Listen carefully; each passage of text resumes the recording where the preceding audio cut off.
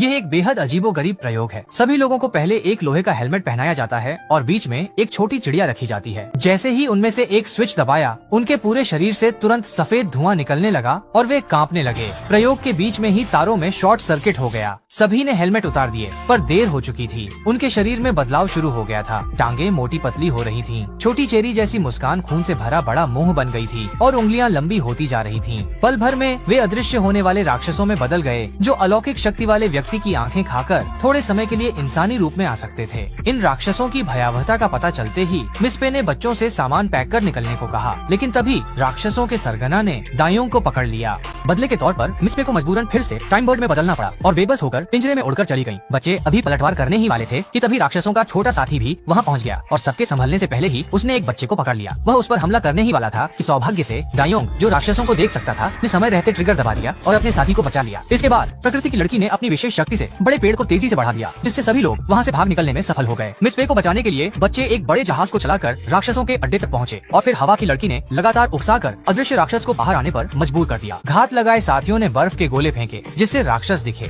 कठपुतली नियंत्रक के कंकालों की सेना संग एक जबरदस्त लड़ाई के बाद उन्होंने राक्षसों के छोटे गिरोह को खत्म किया। इसी समय थिएटर में प्रकृति की लड़की ने पौधों के बीज फेंके, जो तेजी से अंकुरित होकर एक व्यक्ति को जकड़ लेते हैं। फिर कठपुतली नियंत्रक के हाथी संग उसे मार गिराया जाता है। जुड़वा बच्चों ने मुखौटा उतारकर पत्थर बनाने वाली आंख का इस्तेमाल किया, जिससे आखिरी राक्षस पत्थर में बदल गया और हार गया। अंत में डोरेमोन ने सभी टाइम बर्ड्स को बचाया और अपने साथियों संग नई जिंदगी शुरू की।